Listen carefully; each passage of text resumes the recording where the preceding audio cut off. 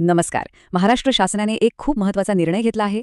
या निर्णयामुळे देशाची सेवा केलेले सैनिक आता वर्गात उभं राहून विद्यार्थ्यांचं भविष्य घडवू शकणार आहेत. पण या निर्णयाची गरजच का पडली?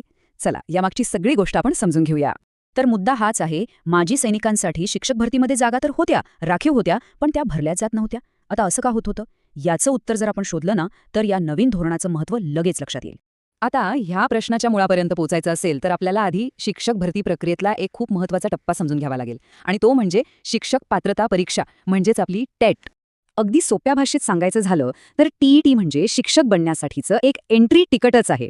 म्हणजे तुम्ही कितीही पात्र असाल, पण ही परीक्षा पास केल्याशिवाय महाराष्ट्रातल्या कुठल्याही सरकारी किंवा खासगी शाळेत शिकवता येत नाही. त्यामुळे हा एक मोठा अडथळा होता असं म्हणायला हरकत नाही. आणि ही परीक्षा किती चॅलेंजिंग होती हे या आकड्यांवरून आपल्या लक्षात येईल.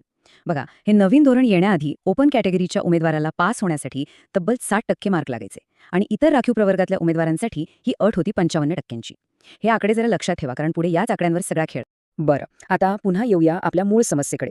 म्हणजे आरक्षण तर होतं, पण त्याचा फायदा ज्यांना व्हायला हवा त्यांना मिळतच नव्हता.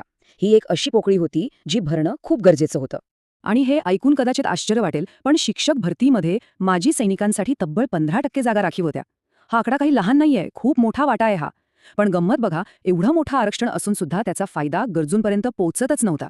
आणि इथेच तर सगळी अडचण होती. म्हणजे 15% आरक्षण तर आहे, पण टेट परीक्षा पास होणारे पुरेसे माजी सैनिक उमेदवारच मिळत नव्हते. आणि त्यामुळे व्हायचं काय की त्यांच्यासाठी ठेवलेल्या जागा रिकाम्याच राहत होत्या. यामागचं कारण खूपच स्वाभाविक आहे, आणि सरकारनं ते मान्यही केलंय.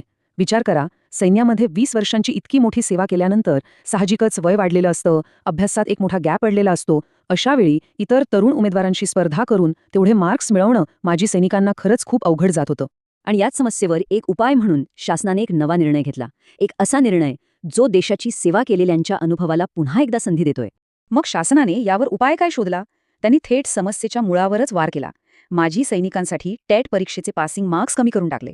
तर नक्की बदल काय झालाय ते पाहूया. जिथे इतरांना पास होण्यासाठी 55 ते 60% मार्क हवे होते, तिथे आता माजी सैनिकांना फक्त 45% गुणांवरच टीईटी पात्र मानलं जाणार आहे. खरंच हा एक खूप मोठा दिलासा आहे. ह्याचा अर्थ काय? तब्बल 15%ची थेट सवलत. हा बदल खरंच खूप मोठा आहे, आणि यामुळे आता अनेक माजी सैनिकांसाठी शिक्षक बनण्याचे दरवाजे अक्षरशः उघडले गेले आहेत.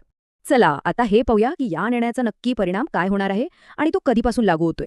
आणि यातली सगळ्यात महत्त्वाची गोष्ट म्हणजे हा निर्णय 30 जून 2022ला जरी झाला असला तरी तो मागच्या तारखेपासून लागू केलाय. म्हणजे नोव्हेंबर 2021 मध्ये ज्यांनी परीक्षा दिली होती त्यांनाही याचा फायदा मिळणार आहे.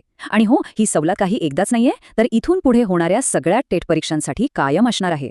थोडक्यात सांगायचं तर, ज्यांनी आपलं आयुष्य देशाच्या सीमेवर उभं राहून घालवलं त्यांना आता वर्गात उभं राहून देशाचं भविष्य घडवण्याची एक दुसरी तितकीच महत्त्वाची संधी मिळाली आहे.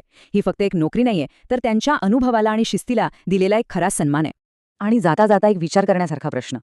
विचार करा, माजी सैनिकांसारखे अनुभवी आणि शिस्तप्रिय लोक जेव्हा शिक्षक म्हणून आपल्या शाळांमध्ये येतील, तेव्हा महाराष्ट्राच्या शिक्षण व्यवस्थेमध्ये किती सकारात्मक बदल घडून येऊ शकतो, नाही का? यावर नक्की विचार करा.